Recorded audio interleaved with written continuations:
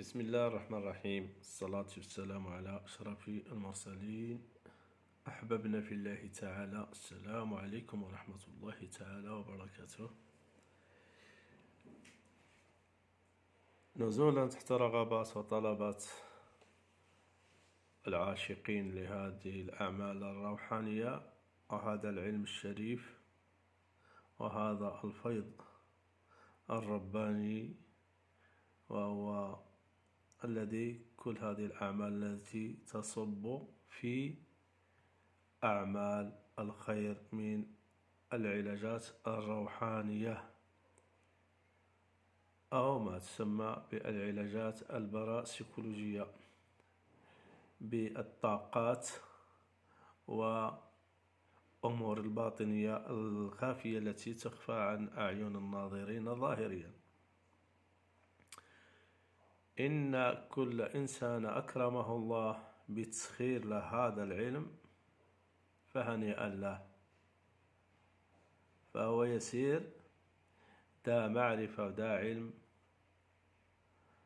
باطني وإلهامي ورؤياوي، ومنهم من يكون له حتى استشارات مع عوالم أخرى خافية عن عالم الإنس التي لا ترى بالعين المجردة، وهي عالم الأشباح والأرواح.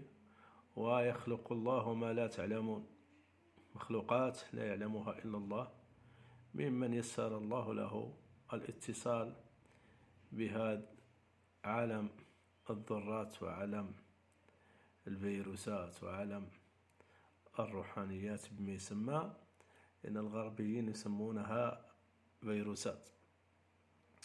ونحن عندنا في الكتب كلها المنزلة فهي تسمى عالم آخر يسمى بعالم الأرواح، أي عالم الجان. ودائما أنا عندما أقصد في كلامي الأرواح لا أقصد الروح التي هي معروفة يعني لدى جسم الإنسان، أيضا يعني روح الإنسان، لأن روح الإنسان ليست روح هي الآن، هي اسمها نفس، يعني هي محجوزة مسجونة بالجسد المادي تسمى نفس. هذا الله تعالى يقول بعد هذا بالله الرجيم: يا أيتها النفس المطمئنة، عند وفاة الإنسان إذ يخاطب النفس. أما الروح فهي تكون لها استقلالية بعد خروجها من الجسد. هذا علم لا يفهم بالعقل بكل صراحة، هذا علم يفهم بالتدبر والأذكار والعبادات مهما كان نوعها في أي ديانة، والجلسات الروحية، وأن يسبح في العوالم الخافية. هو من يفهم هذه الأشياء، لأن هذه العلوم لا تقاس بالماديات، هذه العلوم تقاس بالباطنيات، بأشياء إذا تمكنت من فهمها باطنيا فيمكنك أن تتصرف بها ظاهريا بإذن الله تعالى. وهذه الأمراض التي تعتري الإنسان والتي تقع للإنسان، إذ حتى لا يوجد لها علاج طبيعي أو علاج بالأعشاب أو علاج يعني بالطب يعني المعروف العضوي، فلا يفهم معنى مرض هذا الشيء، حتى أنه يقول لك ما فيك شيء، أنت تقول أنا أعاني من ألم، أنا أعاني من كذا، أنا أعاني من هيك، أعاني من أمراض حتى نفسية، يقول لك لا والله الآن صرت بخير وعلى خير، ليس فيك شيء. وعند الفحص يعني يعني بالفحص يعني بالأشعة أو الفحص يعني بالأمور المتاحة تقنيا لا يوجد فيك شيء، يعني التحاليل تخرج حتى أنها لا تعطي شيء، حتى تحاليل الدم تقول ما فيك شيء. ليش؟ وأنت تشتكي من الشيء، تشتكي من هذا الشيء، لأنه هذا المرض يسمى مرض باطني ليس ظاهري، أي هذا المرض يعني شو سببه، شو أسبابه. يعني هذا المرض لا يعني مسبباته يعني فيروسات، ما يسمى الأشعة الزرقاء، العين مثلا، أو ما يسمى الطاقات السلبية والهالات السلبية لما تختلط بطاقات باطنية وهالات باطنية لجسم الإنسان، فهنا يقع الاختلال بهذا الجسد للإنسان. فهنا القليل لا يفهم هذا الكلام إلا المتدبرون أو يعني الناس الذي لهم خبرة ولديهم يعني احتكاك بهذا الميدان لسنوات طويلة، هم حيفهمون ما أقول. لأن هنا عندما تريد أن تمنع أو تسجن أو تعمل يعني نقول تريد أن تخرج هذا المرض، هنا لا بد لك من دراية كافية بالأعمال الروحية، كيف أن تفرز هذه الطاقات السلبية مهما كانت، جنية شيطانية أو طاقات وهالات باطنية أو أشعة سلبية بذات الإنسان. هنا كيف أن تفرزها وأن تفصلها عن الذات. هنا هذا الأمر لن يصل إليه إلا خابر أو أحد أعطاه الله الحكمة، يعني العلم والمعرفة، لأن كل شيء له علم ومعرفة. بدون علم ومعرفة فالإنسان يكون جاهل الشيء، لأن كل الناس حتى التراكب هذه الأوفاق والجداول والطلاسم فما هي إلا رسائل وشفرات لعالم آخر لكي يتدخل لإنقاذ أو علاج أو قضاء شيء لهذا المريض أو المخلوق. فعندما نقول دائما لأن الإنسان هو شرف من الله تعالى واختير من الله تعالى وأعطيت له قيمة، وحتى نحن في الديانات يعني أن الإنسان مثلا يا بني إسرائيل كنتم يعني يا بني إسرائيل يعني هم أعطاهم الله قيمة، وكذلك في عهد لما أتى الإسلام أعطى الله للمسلمين قيمة. أنا بني إسرائيل فضلتكم على العالمين، والمسلمين يعني العرب المسلمين وكل المسلمين، ليس الإسلام للعرب فقط، فكل من أسلم يعني تبع دين محمد، فهنا يقول كنتم خير أمة أخرجت للناس. وأي مخلوق كان مسلما أو غير مسلما، متدين أو غير متدين، فهو آيات الله في أرضه. إذن أن السماوات والأرض والأراضين والكون كله انطوى فيك أيها الإنسان، إذ أنك أنت أيها الإنسان خير مخلوقات الله في الأرض، أحسن من الملائكة وأحسن من الجان وأحسن من كل مخلوق وأحسن من كل نبات. أنت هو الدائرة التي الله سبحانه وتعالى جعل بها هذه الأكوان، لولاك ما كان هذه الأكوان وما كانت هذه الدنيا. ولكن هذا الكلام الذي يتكلم عليه بصنف باطني وليس ظاهري، بأمر باطني، وهو أن هذا الإنسان لما يصل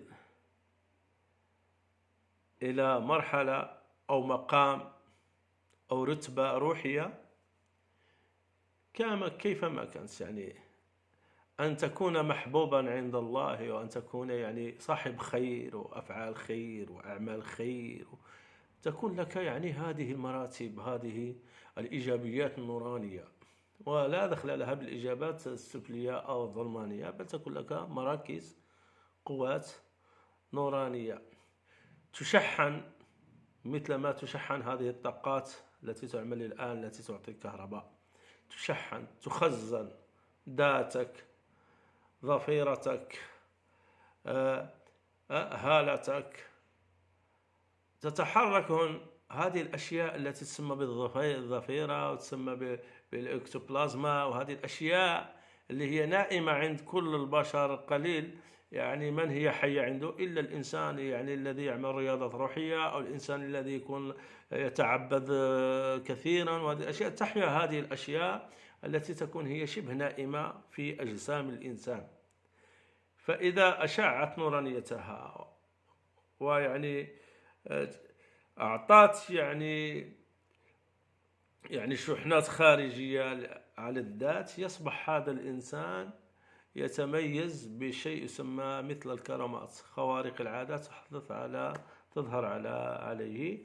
وحتى إذا جاء أن يعمل أشياء من هذه الأعمال ترى عنده النتيجة سريعة. غالبا كذلك الناس في زمن الفتنة والمشاكل والضوضاء صعب أن يتوفق في نجاحه في هذه الأعمال، وبكل صراحة تكون عدة أسباب.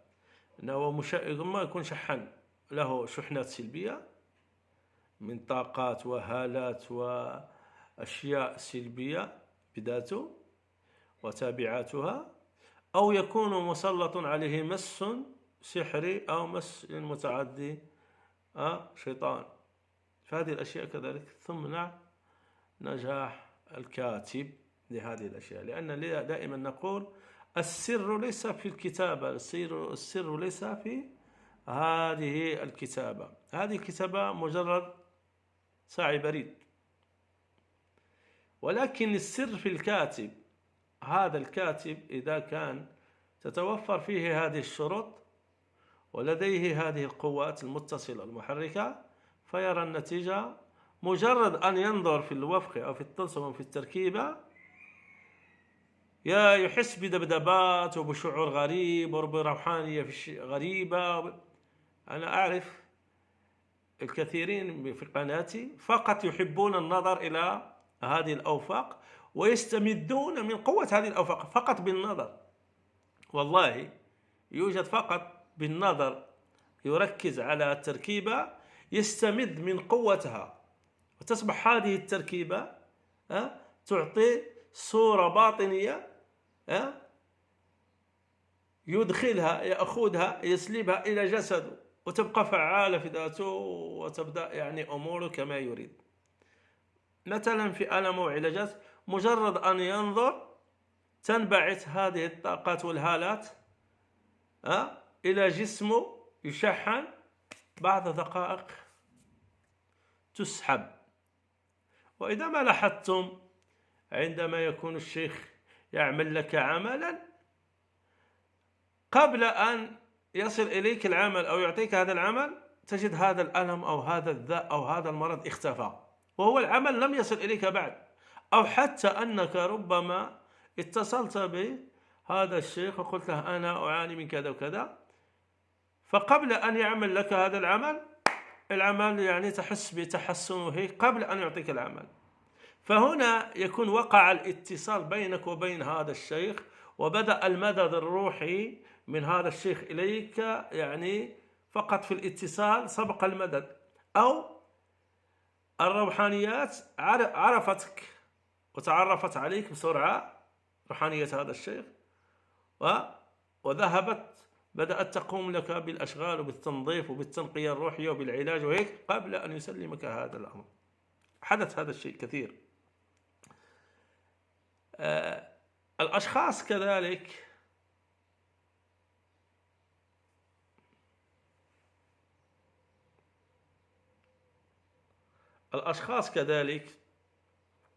الذين لما يريدون أن يشتغلون بعمل ما وتقع لهم صعوبات، عند اشتغالهم يقع الذاء وقوة الذاء، وتتحرك هذه السلبيات وهذه الموانع وهذه العوارض وهذا المس، يبدأ يتعذب ويعطي أثر عذابه بألم هذا المريض. توجد هذه الحالة كذلك ممن لهم أسحار سفلية أو سحر سفلي أو سحر أسود أو أعمال نسوية أو أعمال يعني تمريضية وهيك أو تقاف وهيك. عندما يبدأ الشيخ في الاشتغال عليه يبدأ هذا الإنسان يحس بألم، ألم زائد عن حده، يحس بوساوس قهرية، تشتيت أفكار، تعصب، أشياء يعاني منها فقط في أثناء العلاج. هو يكون مريض من سنوات يعاني، ولكن عندما يبدأ في الشغل تزيد هذه المعاناة، لأن لو لم يكن هذا الشغل قوي ويصل إليه ما يحس بشيء. إذن الفرق والفارق هنا أن الشخص لما يشتغل لك ولا تحس بشيء فهنا يكون عندك مانع، وهذا المانع كي لا تصل أعمال هذا الشيخ إليك إما عامل نفسي أنه أنت ليست لك نية، تقول أنا حجرب حأعمل فقط مجرد تجربة، أو تكون غير مطمئن لهذا العمل وغير مصدق، يعني على شكل حأعمل وتقول في نفسك ما حيقضى لي غرض، هذا ما حيشتغل لك هذا العمل نهائي بتاتا. ولا تشغل نفسك ولا تتعب نفسك في هذا الميدان، في هذه الطلبات، هذه العلاجات وهذه الأمور، لا تكسر نفسك. كثير ناس يأتون أو يتصلون مثلا على سبيل المثل، أنا أحكي هذه الأشياء لكي أوضح للطلبة وللمهتمين بهذا العلم والناس الذين يبحثون في هذا العلم لكي يأخذون الخبرة من خبير لسنوات طويلة، لكي يعرفون نحن في الإرشاد في هذه العلم الروحانيات، نرشد بالطريقة التي علمنا الله وعرفنا، لكي لا يقع الآخرون في الخلل، وكي ليعرفون النقط ومراكزها ويعرفون الأسباب وعوارضها وموانعها. هذا هو الشيء اللي أنا أفضل شرحه جيدا، لأني أعلم وأعرف يوجد الكثير طلبة في هذا الميدان على قناتي، أكثر ممن هم شيوخ أو معالجون في هذه القناة، أغلبيتهم يريد أن يتعلم ويعرف. نحن في هذا الشهر المبارك لابد أن ننصح ونرشد لكي الإنسان يكون على دراية. قلنا هنا عند ما هذا الشخص يكون يأتي لأعمال الروحانية للاختبار فقط، أو هو آتي لهذا العمل وليس مطمئن وله الشكوك وله ظنون، ولو هذا الشيخ يعمل له 100 سنة لن تشتغل مع الأشياء، فهنا تكون قوة سلبية مانعة لوصول هذه الأرواح إلى هذا الشخص لكي يقومون بالعمل، لأن الأرواح تطلع على الضمائر. ولما نقول نحن أرواح لأن الجن أرواح ليست مادة، هم مخلوقات روحية ليست مادية. وهنا يقع هذا المشكل وهذا الخلل، لأنك أنت تشتغل على 5 أشخاص مثلا، 5 أشخاص ترى بنفس العمل، نفس الطريقة ونفس العمل، ترى 3 منهم نفذ إليهم العمل، منهم بساعات، منهم بيوم، منهم بأيام، منهم بأسبوع نفذ، ومنهم لم ينفذ بتاتا، وهي نفس الطريقة نجحت مع 3 ولم تنجح مع 2. لماذا؟ لأن الخلل فيهم هم، إما عوارض نفسية وهي أقوى من الجن، لأن حتى الحديث كررت أنا 1,000,000 إنما الأعمال بالنيات وإنما لكل امرئ ما نوى، وهذا قول الرسول عليه الصلاة والسلام. إذا ما كانت، شنو هي هذه النية؟ هي قوة يعني كأنك تسلم أمرك إلى الله، أتقول أنا حتوكل على الله وأشتغل بهذا العمل على الله بإذن الله، وإن شاء الله هي الفاعل اللي تشتغل لهذه الأشياء. تدخل بنية أنك سوف تشتغل هذا العمل وسوف ينفذ، لأن هذه النية هي شو تعمل؟ تحيي هذه الظفيرة الخفية النائمة لدى الإنسان وتنفعل ويصل المساج، لأن النقطة التي تفعل الأشياء هي هذه الظفيرة التي قرب المخيخ. هذه الظفيرة هي التي هي الوسيطة بينك وبين عالم الأرواح. وعندما تكون تريد أن تشتغل بشيء، أول شيء عالم الأرواح يتصل المعالجين الروحانيين يعني من العالم الآخر والأشياء يتصلون أول شيء يربطون الرابط. إذ أن الشيخ لما يشتغل أول شيء كذلك يربط. لماذا يقول لك أنا أشوف صورتك كي أرى وجهك؟ لكي يربط عبر صورتك واسمك واسم أمك، يربط هذا الرابط اللاسلكي بينك وبين هذا المخيخ. سميه أنت عقل الباطن أو عقل الفعال، وهي ظفيرة. ولما يستطيع الوصول إليها تنفذ منها وإليها هذه الأجسام الآثرية التي هي تنفذ الطلب عبر هذه الأوفاق والطلاسم، وهي ما تسمى المساجات الروحية. أما العوارض الأخرى فهي معروفة. الإنسان الذي يكون به أصحاب وتكون به مثلا عوارض وموانع، وهو يريد مثلا أعمال قبول وتسخيرات خير وتوفيق بينه وبين أزواجه، وهذه الأشياء لن تنفعل لأنه نفسه مسجون، له سجن موانع عوارض تمنع كل الأعمال الخير لأن هذه الموانع ما هي؟ هذه الموانع هي تكون ضد هذا الإنسان في حياته، تمنع من النجاح في حياته، تمنع من السعادة في زواجه، تمنع من الأشغال والنجاح في أشغاله. هي حتى تحاول أن تخلي هذا الإنسان خمول كسول، وساوس كثيرة، انكباب وانعزال عن الناس، لا يؤمن بالشيء، يخاف من الأشياء. تخلي هذا الإنسان في ذائرة يتعذب في ذائرة، لا هو حي ولا هو ميت، هكذا. وحتى أنه هذه الأشياء ليست بالسهل، حتى في علاجها ليست بالسهل. من يريدها بيوم يومين ثلاث مو موجود هذا الشيء، بل لها أيام بل حتى شهور. لمن يعني لهم هذه الأمراض النفسية سببها أرواح خبيثة، ولهم أسحار، ولهم يعني سنوات يعانون، مو سنة وسنتين، سنوات يعانون، ويريد أن يعالج في شهر شهرين، هذا غير ممكن، أو أسبوع. يعني هون مثل تريتمو عندما يخرج يعطيك طبيب دواء معين وتتابع مع هذا الطبيب، إذا اشتفيت على هذا الدواء الحمد لله، ما اشتفيت يخرج لك دواء ثاني، وهيك وهيك وهيك إلى أن تتحسن أمورك. هكذا هذه الأعمال الروحانية. فيه أعمال تعطى تقضى الغرض، السلام عليكم. فيه أعمال لا بد من زيادة الحقن، مثل حقنات تعطي حقنة أو حقنة أو حقنتين، ولكن هو يلزم 6 أو 7 حقن مثلا.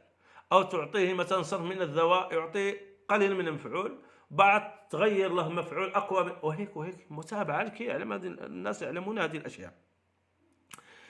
وهنا هذه الموانع والعوارض تكون تعمل له مشاكل بينه وبين المعالج، تدخل عليه وساوس، هذا المعالج لم يقضي لك شيء، هذا المعالج ما عمل لك شيء، هذا المعالج ابتعد. ليش؟ لأن هذا المعالج هم يعرفون أنه سوف يقضي عليهم، أو هذا المعالج لما أعطاه بعض العلاجات مسبقا تعذبوا تأثروا من هذا العلاج مسبقا، وهو رأى تحسن ولكن لم يتحسن كاملا، بعد أدخل الشكوك والظنون وقاطعوا بينه وبين هذا المعالج. هنا يقع كذلك هذا المشكل الكبير مع الأسف الذي لا يفهمون هذه الأشياء، لأن هذه الأشياء ليست كلام وليست بسيطة، بل حتى المعالج بهذه الأعمال الروحانية حتى هو تنزف طاقته ويمرض ويتعذب وله مشاكل، ليس سهل والله. علاج واحد يخليك 2 3 ما تستطيع حتى السير. المهم، الحمد لله هذه القناة وضعنا فيها كل الأبواب الصحيحة والطرق الصحيحة. ما على الإنسان إلا الاشتغال والمداومة، الاشتغال والمداومة والنية والصدق واليقين. دائما أحفز على النية والصدق واليقين في أي شيء، مو في الأعمال الروحانية، في أي أمر، في زواجك، في أكلك، في بيع، في شراء، إنما الأعمال بالنية. إذا ما كانت هذه الأشياء ما حتنجح في حياتك بثاثة، وما أدرك في هذه الأعمال. المهم أنا أتيت بهذه الطريقة، وهذه الطريقة ستنفع للأعمال الروحانية، النجاحات للأعمال الروحانية، وسوف تنجح يا إخواني وأحبابي في الله تعالى للأشخاص الذين ليس بهم مس أو ليس بهم سحر. لا يأتي أحد يعملها ويقول لك ما اشتغلت معي، لأن هي هذه الطريقة هي أحد الأسباب. وكل هذه الأعمال وأي عمل يقوم به الإنسان، معنوي، مادي، ظاهري، باطني، دعاء، قول، فعل، ما كلها إلا أسباب من الله سبحانه وتعالى. والله طلب منا المعونة، يعني أن نقوم بمعونة يعني أنفسنا والأشخاص الآخرون بفعل الأسباب. ما تكون أنت مريض ونائم وتستنى يعني أنك تشفى. ما أنت نائم في بيتك ليل نهار وتنتظر أن الله يرسل إليك أطباق من أكل لا يمكن. الأسباب، كل شيء له سبب، ولكني بعلم. أوكي، هذه الطريقة هي تنفع للأشخاص الكثيرين الذين يقومون بهذه الأعمال ولا تنجح لهم. الأغلب نعرف أن الأشخاص حتى وإن كانوا غير روحانيين يستطيع أن يعمل هذا الشغل وتعطيه نتيجة. لماذا؟ تجد عنده إما معنويته الروحية الباطنية، لأن كل إنسان ومخلوق فيه هذه الروحانية الإلهية التي غرسها فيه الله سبحانه وتعالى، فيه هذه القدرات وهذه الطاقة، إنما شبه نامية. منهم من تكون متحركة وتنام، منهم من تكون ضعيفة، منهم من وبالرياضات تقوى أو تشتغل. وفي بعض الناس عندهم شغالة بدون رياضة وبدون حتى أن يدخلوا لعالم الروحانيات، مجرد أن يرى هذا الكتاب يتأثر بسرعة، أو تحدث له قشعريرات، وتحدث له أشياء، أو قيء أو رجيف أو ذوخة، أو تنشرح، يعني ينشرح إليها ويفرح ويرى كأن هذا الحجاب اتسع وأشياء، ويحس بسعادة أنه يستمد من القوة.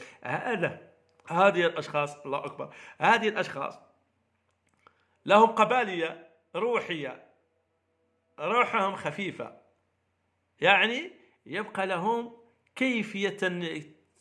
كيفية تربيتها، كيف تقويتها، كيف توجيهها، فقط مثل ما أحكي لكي يحصل على النتائج بسرعة.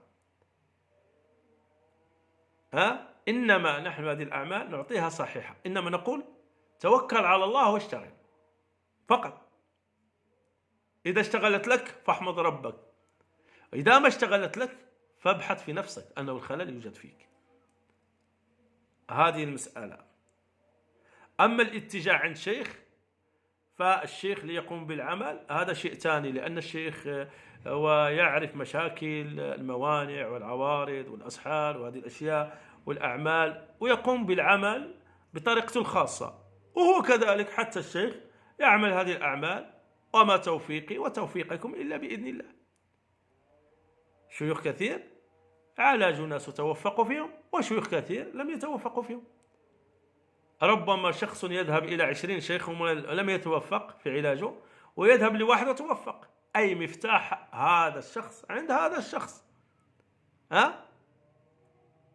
هذا هو المسألة. إنما الشيخ يطلب أثعابه لأنه يشتغل ويتعب ويعمل هيك، ويبقى في الآخر التسخير من الله سبحانه وتعالى. المهم أكمل معكم هذه الطريقة.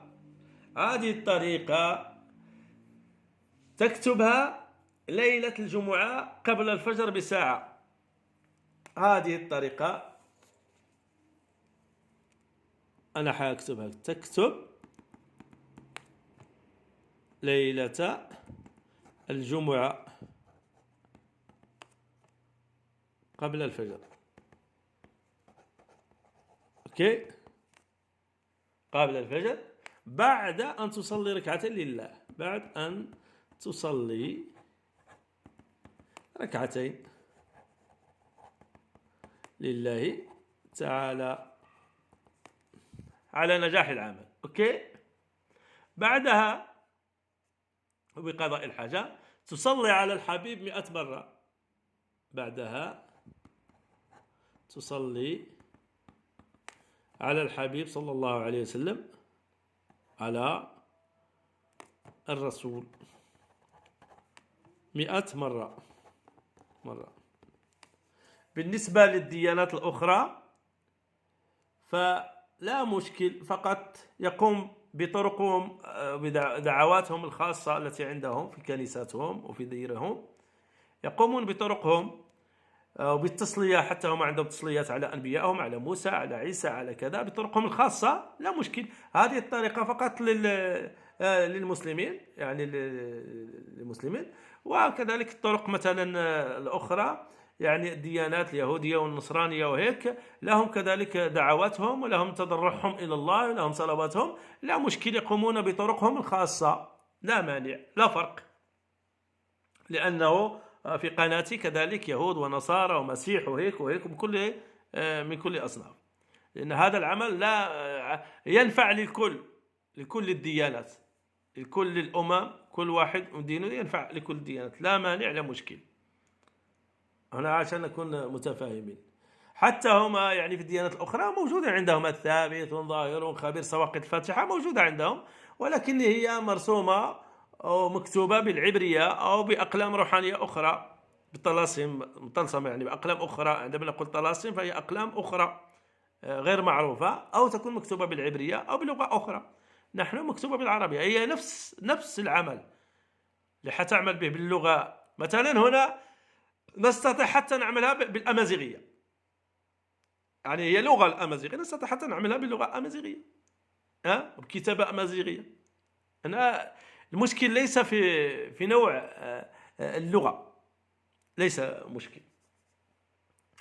المهم بإذن الله تعالى، قلنا عندما تصلي وتكتب حتبخر بإذن الله، حتبخر بهذه البخور، هذا الوفق.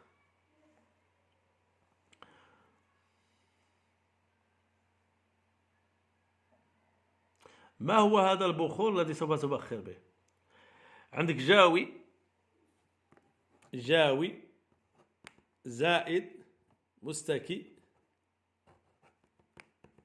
زائد مقل أزرق زائد لبان ذكر. أوكي. حياتي أحد يقول لي ما وجدنا هذه البخور مستعصية، مثلا ربما اللبان الذكر الحقيقي اللي هو يعني جيد الرائحة، أما ماء الأزرق حيجدوه، مستكي حيجدوه كذا.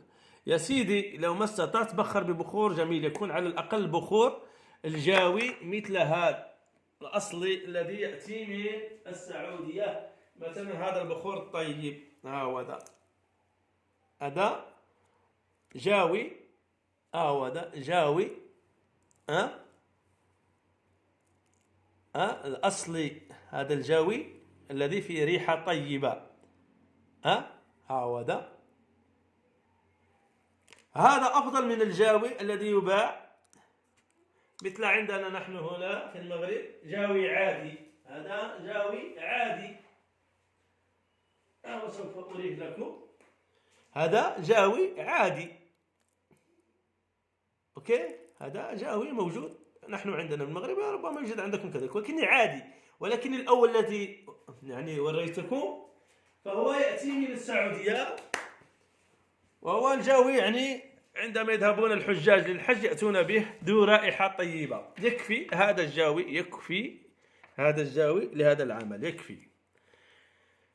وأي بخور غالي الثمن وله يعني رائحة طيبة أفضل، مثلا العود القماري الأصلي يكفي.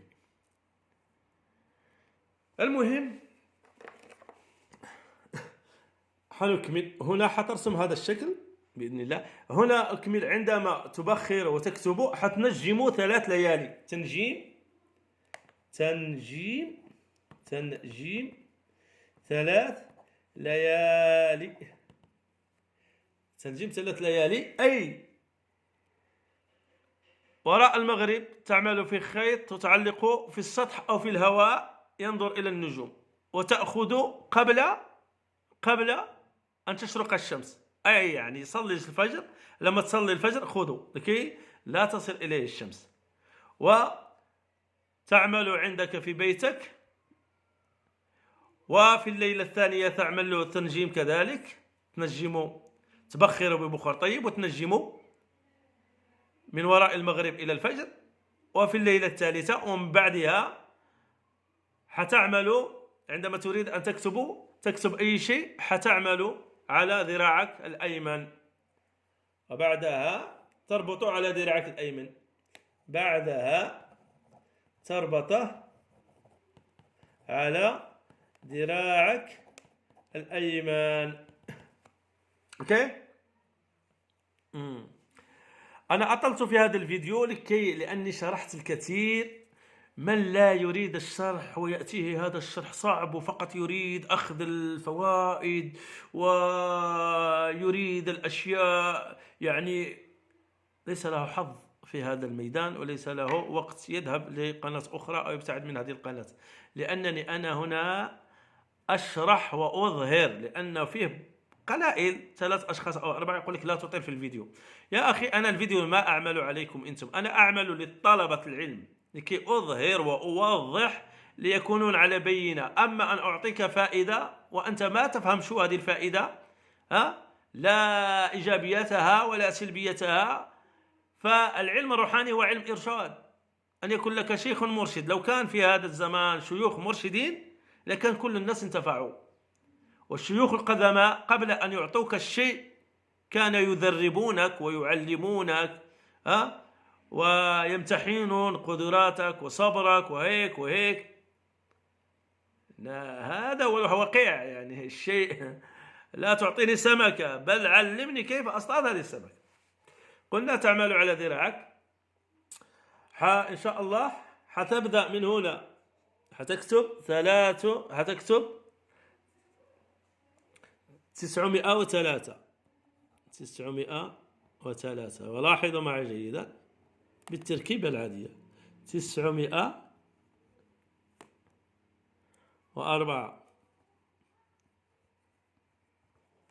905 906 907 908 909 910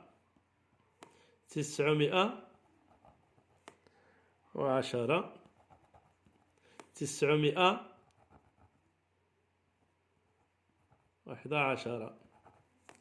هتقول لي ما هي يعني المدخول به هنا بطريقة روحية، يعني أدركنا يعني سرها بأمر الله تعالى. ومن فتح الله عليه فتح الله بصيرته وألهمه الله بالإلهام وكشف عنه غطاء الغفلة، رفع عنه الحجب حتى يصبح يرى ويفهم المعاني والأشكال الروحية والأشياء. حيفهم هذه الأشياء تسمى من خاصة الخاصة، الأشياء التي يصل إليها الخاصة. هنا عندما نقول الخاصة يعني الذين أدركوا حكم هذه الأشياء ومعاني هذه الأشياء وأسرار هذه الأشياء، هم أهل خاصة الخاصة. لأن من غير أهل الخاصة ما يفهم أحد. الناس العاديين، الناس التي ترى بمنظور ظاهري، الناس اللي ما عندها دراية عن العلوم السرية والخافية والباطنية ما هم خاصة. ولكن الخاصة فهم يتصلون ويتواصلون ويعرفون أشياء ما يستطيع أن يصدقها العقل، ليس ميزانها العقل.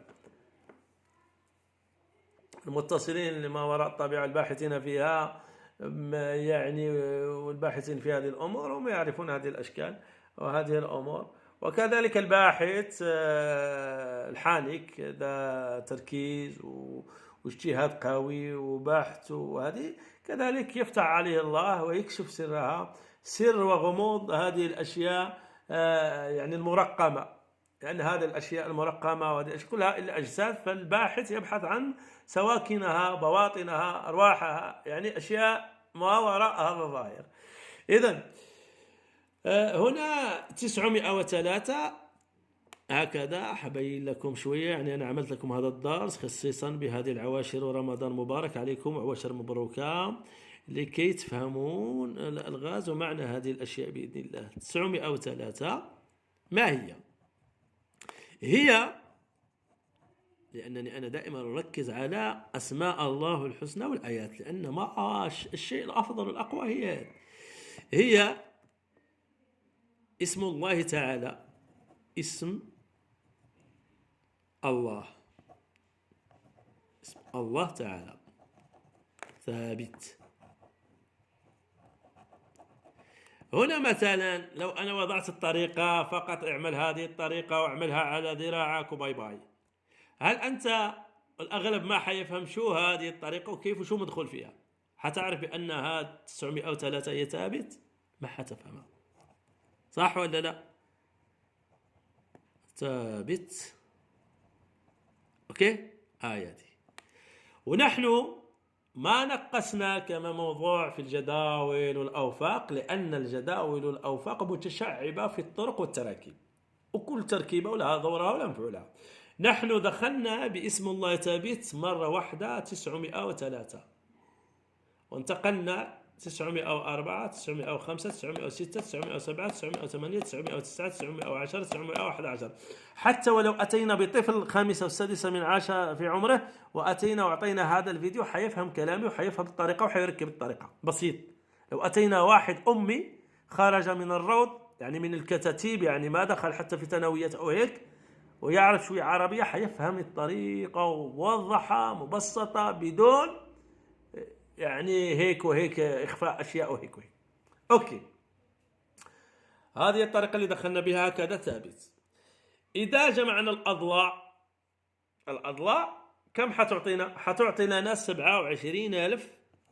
إذا جمعنا هذا الضلع وهذا الضلع وهذا الضلع حتعطي لنا 27,000.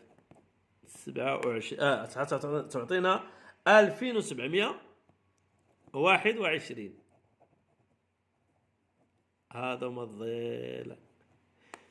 شوفوا معي جيدا أسرار الله، حأكشف لكم هذه الأسرار في هذه القناة في هذا الشهر المبارك، عشان ننال دعوة صالحة من أحد أهل الله يكون ينظر في هذه القناة ويعرف ما نقول، ننال دعوة صالحة بإذن الله تعالى منه أو منهم، ولو أنهم هذه الأشياء خط أحمر، يعني قليل من يظهرها، فأنا ما أظهر إلا الأشياء التي تفيد الناس، وهذه أعمالي أنا كذلك في حياتي، كل الأشياء التي تفيد الناس. هنا 2721 كل ضلعين دخلنا باسم الله ثابت، وبالطريقة بدون نقص أو طرح، أو هذه طريقة خاصة، تركيبة خاصة، نوع آخر. مجموع الضلع أعطينا 2721. أوكي، حنأتي لاسم الله ظاهر. ركز معي، اسم الله ظاهر سوف أكشف لكم على هذه الأسرار عشان أن ننال بها رضا من الله تعالى للمحبين والهواة والشيوخ. كم عدد الظاهر؟ اللهم صل على محمد وعلى آل محمد. هنأتيكم باسم بإذن الله تعالى، أعطونا شوية دقائق وركزوا معنا جيدا، وإن شاء الله حترون بإذن الله تعالى هذا السر الجميل المطلوب.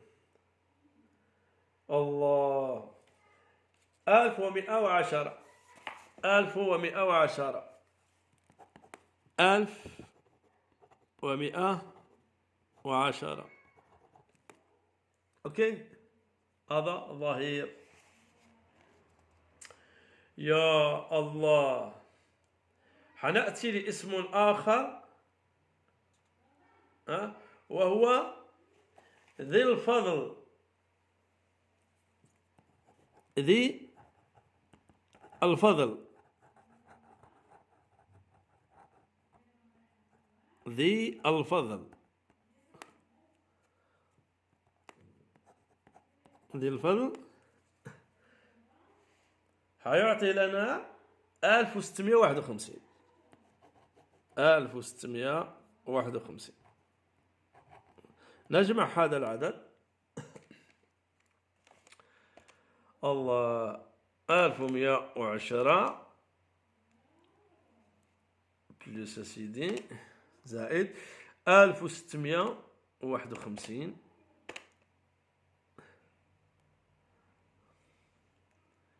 بإذن الله تعالى.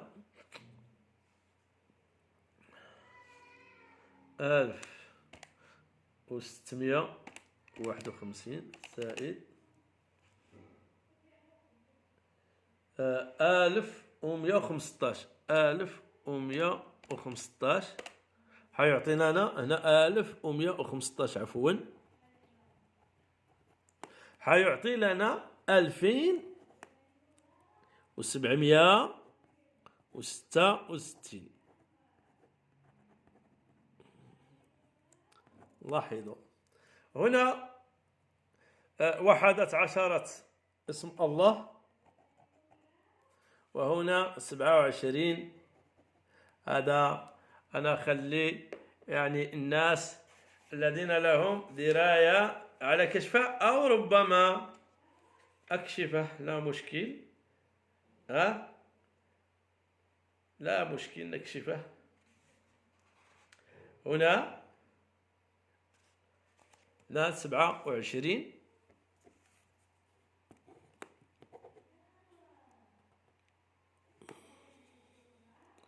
الله دقيقة.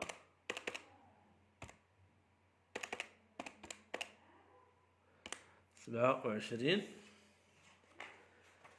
يا مغيث أغثنا يا الله. هانت والي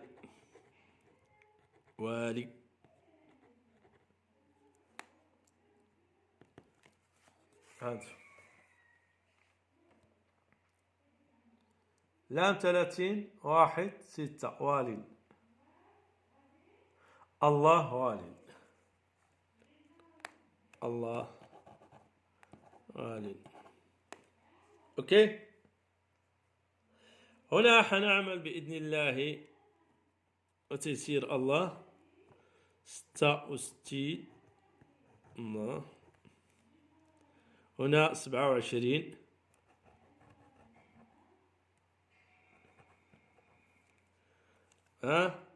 هنا 1000 ظاهر 1115. هنا ذي الفضل 1651. هكذا وضوحا. اوكي. لاحظوا معي إذا أخذنا دقيقة، شوفوا معي جيدا. وقولوا سبحان الله واشكروا الله وصلوا ركعتين لله على هذا السر الذي أوضحته ووضحته أمامكم. حنأخذ العدد الذي أخرجناه من ذي الفضل وظاهر 2766، ننقص منه ماذا؟ حننقص منه مساحة المثلث الطابعي. كم هي؟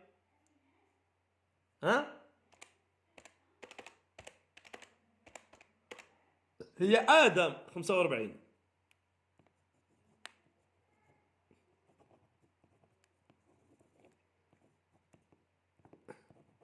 آدم كم حتعطينا؟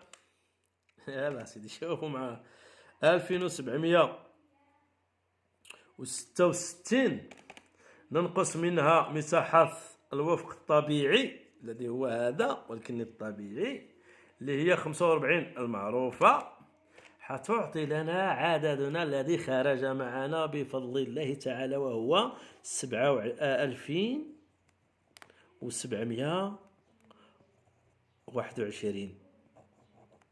لهذا السر دخلنا بثابت بعدده وانتقلنا إلى أن حصل معنا 2721 ضلعا منقوص من 51 منقوص من الذي حصل معنا 2721 الذي أخذنا منه الاسمين ظاهر ذو الفضل وأعطى لنا 2766 يعني الفرق الفاصل وهي 45 التي هي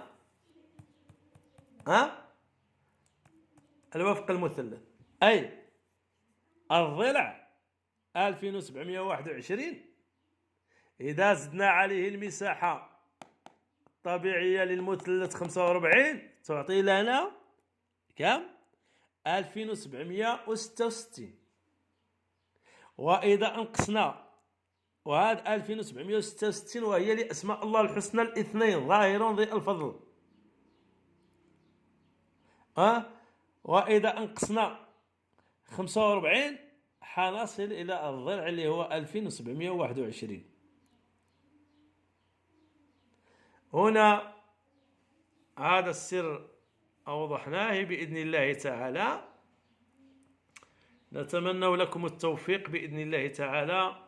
وأنا لقد شرحت كثيرا وبينت كثيرا، فهنا لا بد من التركيز، وأنا كشفت كل الجوانب وكشفت الطريقة والتركيبة ونوعها واستخراج أسماء من أسماء الله الحسنى اللي هي أعطتنا 2766. ولماذا 2760 بزيادة آدم 45 وهو مساحة الضلع الطبيعي، كي ترجعنا إلى 1721 اللي هو الضلع للمثلث ل 903. وسر الله المكنون مخزون بين الكاف والنون. وقد أوضحنا لكم أوضحنا لكم نقطة من نقاط هذه نقطة من نقاط نورانيات البحر الهائج بإذن الله تعالى، وسوف نسميها البحر الهائج في نجاح أعمال الروحانية لكل طالب بإذن الله تعالى. سلام الله عليكم.